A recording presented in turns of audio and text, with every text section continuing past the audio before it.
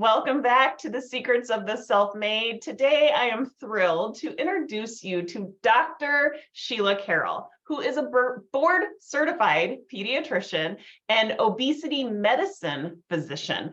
She's also a certified life coach through the same school that I was certified through. So we have a lot in common and we have a lot to talk about.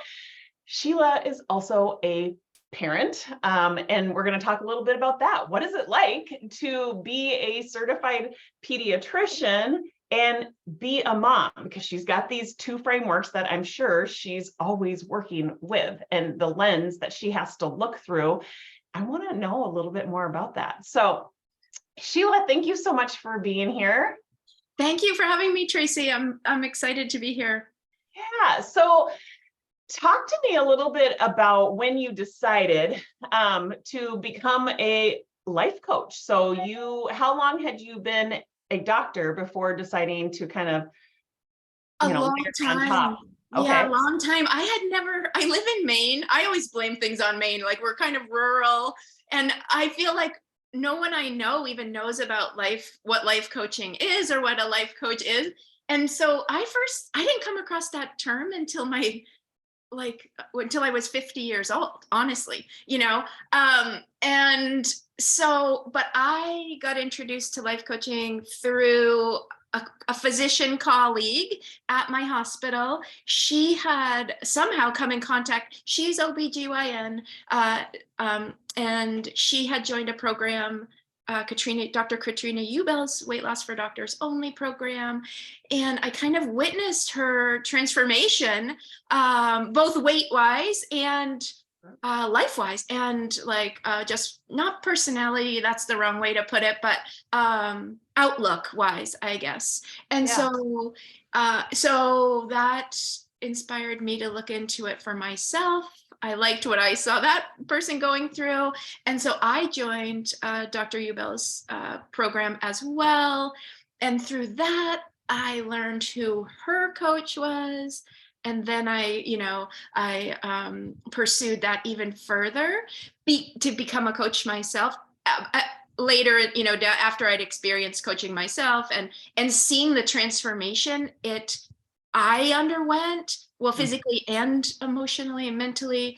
And I was thinking, as a doctor, as a pediatrician, frankly, as a mom, and as just a person, I'm like, oh my goodness, I want to help more people know about this. Yeah. And what if I could help all the parents that I'm coming into contact with learn some of these tools and skills and concepts that will improve the lives of their children just by the parent kind of doing some amazing work on themselves. And the child doesn't even have to be involved. Yeah. So, isn't that just the craziest thing when it is, especially like when you're working on relationships and you try to explain, to the client who the client desperately wants to like drag their husband into the session, and they're like, talk to him, right? Yeah. And it's like, you don't even have to have that other person, because the problem exists at the level of your mind. And so if we can get to that root cause, solve that,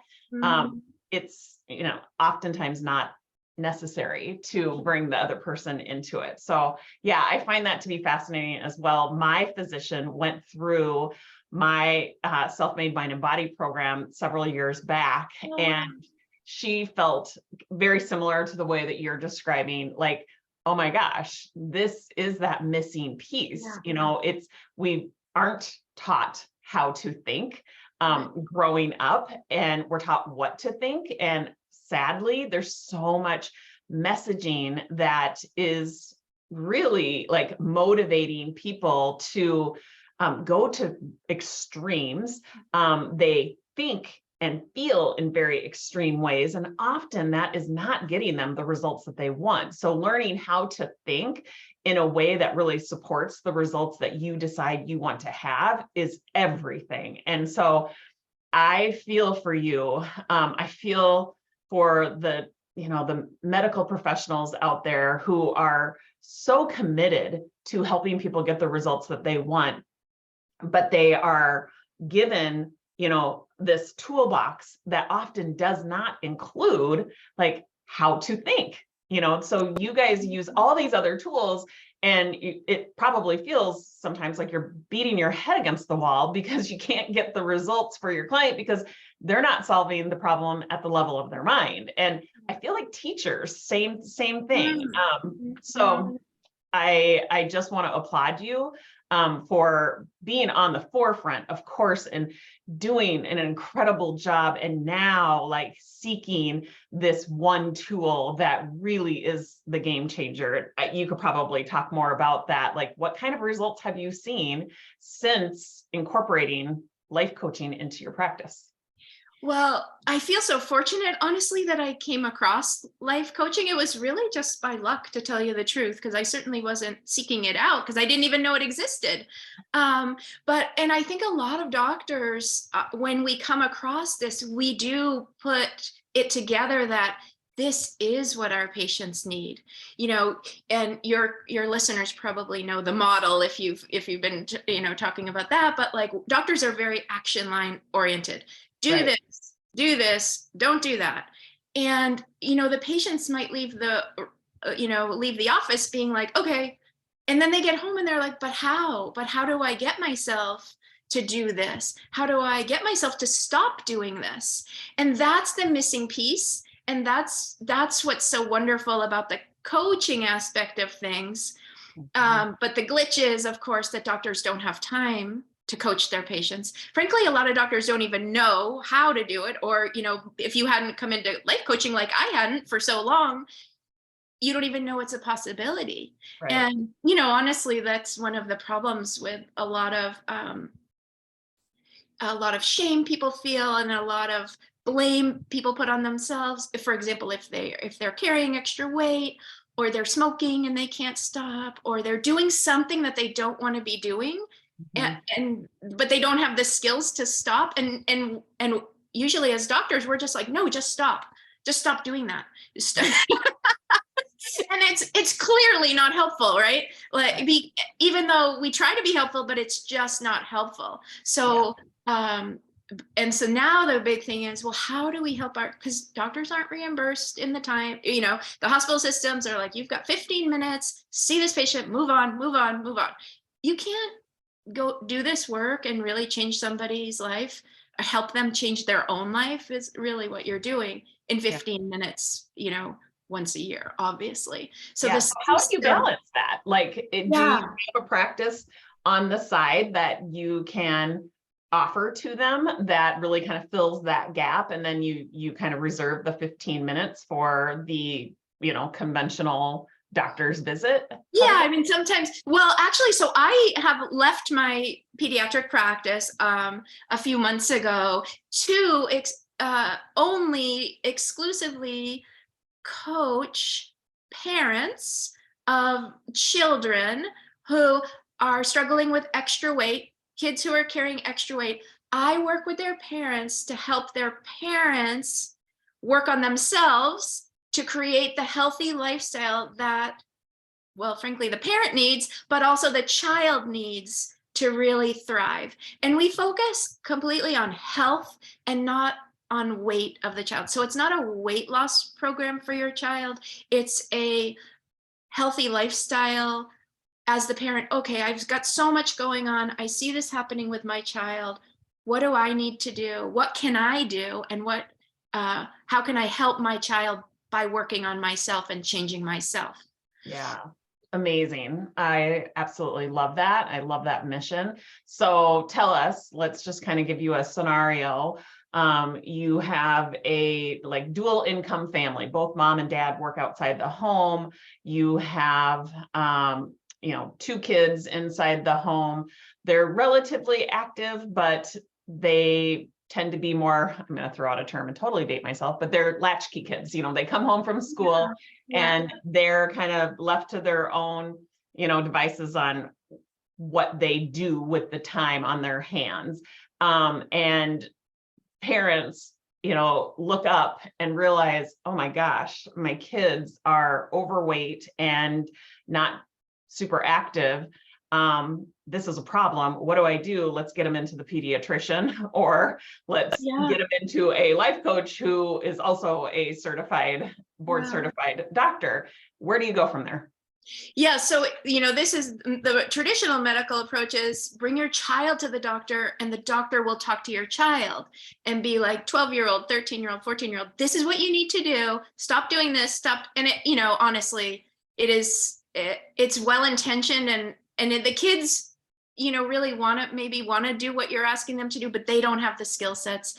And we know their prefrontal cortexes aren't developed enough. So the better approach is to talk to the parents.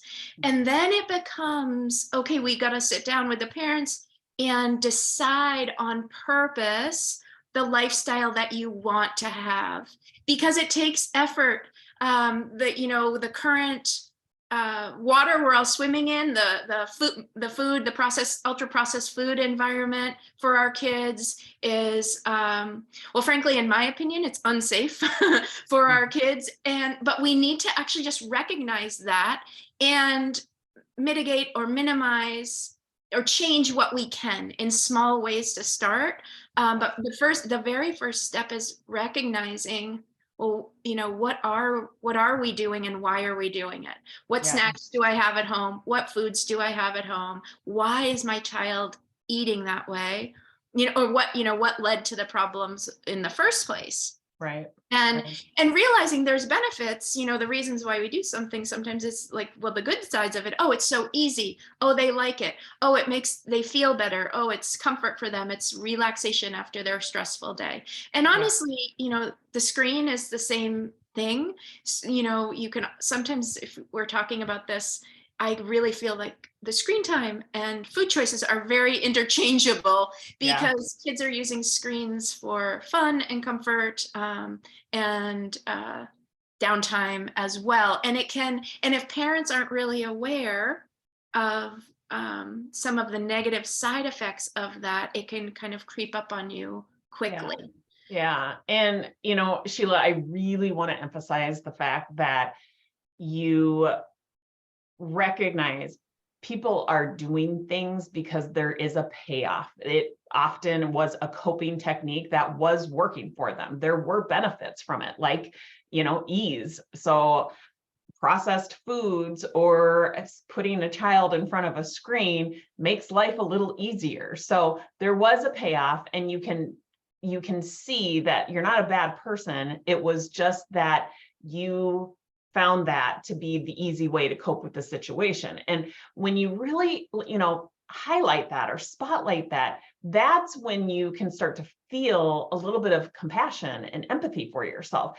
And feeling compassion and empathy is a much better place or much better feeling, I guess, to be driven from than shame or guilt, right? So I love that you take that approach. I'm sure that you get way better results by helping your clients get there and work from that place. And just a better understanding. Often, just like I say, schools didn't teach us how to think, they taught us what to think. We also didn't have an understanding of what processed foods, actually create for us in our life, the damage that it does, and what excessive screen time does. There is a bit of a learning curve there too. So that they haven't probably been exposed to. So I love that approach.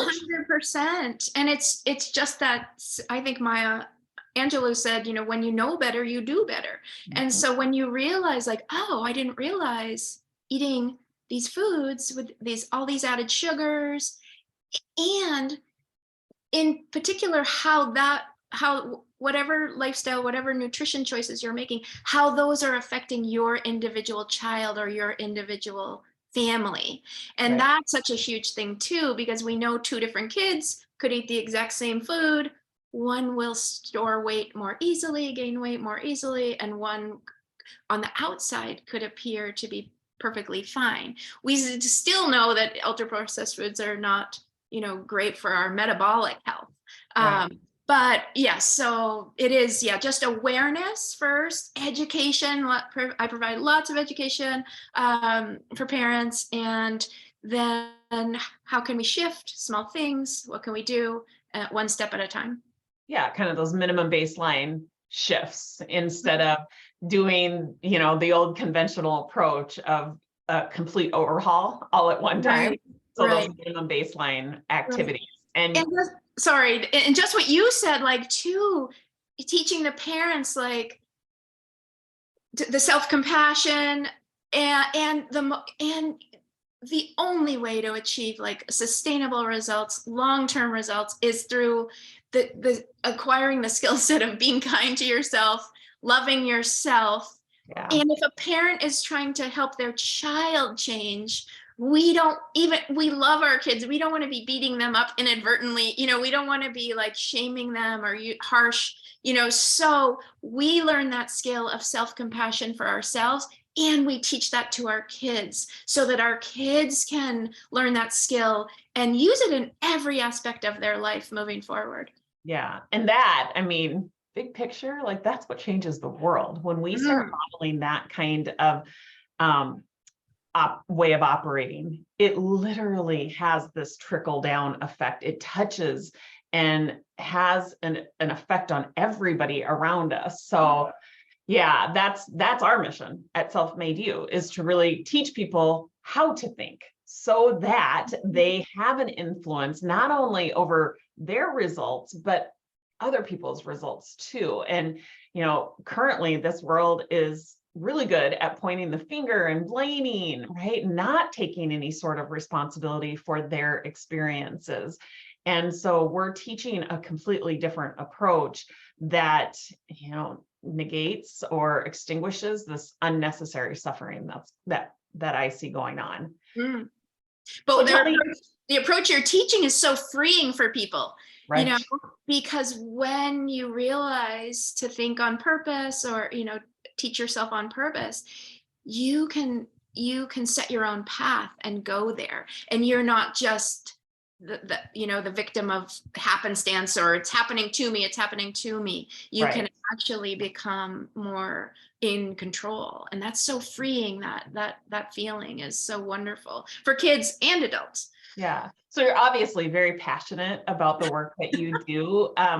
What led you to like picking this audience to really influence and to really have a strong, effect on? Well, I have struggled with my weight personally my whole life, ever since I can remember, honestly. I think the first time I remember, somewhere 9 or 10 years old, I was just bigger than other kids. I weighed more than I wanted to. And the problem was, I didn't want to be bigger. I didn't want to weigh that much, but I didn't know what to do to change. And I went to the doctor one time, and the doctor said to my mom, you've got to get her to stop eating. And he gave my mom and me a pamphlet. I was supposed to eat 1,200 calories a day. And I studied that pamphlet. I mean, that's who I am. Like I am a studier. So I was like, okay, I memorized. It was just like, it had a apple and then a couple dashed lines and then 60 calories, and so I was trying to do that as a 10-year-old, and it was just clearly like not any way to eat, because I wasn't cooking any of the food. Right. And so aside from like that pamphlet, I know my mom and dad, they would have done anything to help me. But I think this was so long ago too. This was 40 years ago, 45 years ago. We didn't talk about it at home. I'm one of 5 kids. A couple of one brother and one sister were very thin, eating all the same food. Anyways, we didn't talk about it, and we didn't do anything about it as a family. So I was just kind of left to my own devices to try to figure this out and try to just willpower my way through it. And that didn't work. And, so I feel so passionate because I know how much energy and brain space and feeling bad that I spent years, decades, really. I felt so badly about myself because of the way that I looked, I guess, I felt like I wasn't acceptable. I felt like I was different. Of course, kids tease you. And so I feel I have such a soft spot for kids who are struggling with this. And I have such a soft spot for their parents, because as parents, we want to protect our kids. Obviously, we love them. We want to keep them safe and happy and healthy. And I think, for kids, one of the biggest things is the lifestyle that they're living, the foods they're choosing to eat, how much sleep you're getting, movement, emotional regulation skills. And those are all things parents can help their kids with. So that's why I shifted into, full-time work trying to help parents, because I still want to help kids. But I realize I totally believe the best way to help kids is through helping their parents. Yeah. Oh, love that. So what does your programming look like, or how does it, if somebody wants to work with you, what can they expect to find, and how can they find you? Well, I have a website. It's my whole name, SheilaCarrollMD.com. And right now I am working with one-to-one clients. So I meet with usually one parent at a time, sometimes two parents, but mostly it's moms, but I do have a couple of clients that are dads. And then we go deep on their individual issues, because, what we're really trying to work on is the parent. And so my approach is I, try to get the parent being the role model, living the healthy lifestyle that they want to be. Because when they do that for themselves first, they feel so good. When they start to eat in a way that really serves their body and understand why they're eating what they're eating, when the parent is getting sleep, when the parent is getting exercise, and they start to say like, oh my gosh, I feel amazing. I didn't even know how badly I felt before I made these changes. Then that parent is super committed to having their child experience the same thing, making the food changes they need to make at home, making it's really setting boundaries. We talk about this a lot as in parenting, but healthy lifestyle is really setting boundaries and having the confidence and the commitment to hold the boundaries as the parent, because you are really putting your child's health, safety, happiness, long-term well-being front and center in holding those boundaries. Yeah. Oh, I love it. So, we have been birthed from the same school of thought. So it probably is not shocking that we have a very similar, definition of what it means to be self-made, but go ahead and give us what you think it means, because I clearly see you as a self-made woman. And I applaud you for that, because that's not easy. But I want you to tell our audience what you think it means to be self-made. Well, I think what I would say is, when you can learn and understand where your power is and where your empowerment is, and understanding, I'll say for me, I was changed, really transformed when I learned that I was responsible for every single thing in my life. My good results, becoming a doctor, doing all these things, and my less than desirable results, my overweight as an adult, or my whatever. I was responsible for my thoughts, my feelings, and my actions. And that I can learn to, with compassion and love, understand, oh, okay, I was doing it this way, or I was thinking this way, and that I see now that way of thinking isn't serving me. Okay, so now, and then this is what the life coaching does. It gives you that skill to be, mentally flexible and go back and think about your thinking. And okay, how do I want to think about this? Yeah.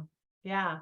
And so, do you have a secret to being able to do that? Like, you have obviously demonstrated the ability to think in a new sort of way, to create all of these extraordinary results, and to create the type of feelings that you want that drive all of the big and small actions that create your results. What's your secret? Honestly, it's not my secret. I feel like, the life coach school gave me the secret. The model is so amazing. It's such a freeing tool. That's honestly, I'm just like, oh, you mean I can? Yeah. I can decide how I want to feel and then go backwards and think, okay, what thoughts do I need to be thinking? For example, like my son has a Little League game coming up tonight. It's going to be a tough one for them. So, but I've already been thinking, like, how do I want to show up for him? This is how parents can use this. How do I want to show up for my child? How do I want to be feeling in the moment? And it's just so, the model really has been like life-changing for me. Yeah. Oh, that's amazing. Well, Sheila, thank you so much for being here. You mentioned your website. Go ahead and mention it one more time so people know where they can find you. Sure. Sheila Carol, MD.com. Yeah. Awesome. Awesome. Thank you so much for being here. It was a pleasure talking with you. It's like we speak the same language, so it's so fun to be able to connect with other life coach school grads. And I just want to applaud you one more time for doing the most important work and for staying very intentional to really uphold what it means to be self-made. Oh, thanks, Tracy. Thanks for having me. It's had so much fun. Awesome. We'll talk to you soon.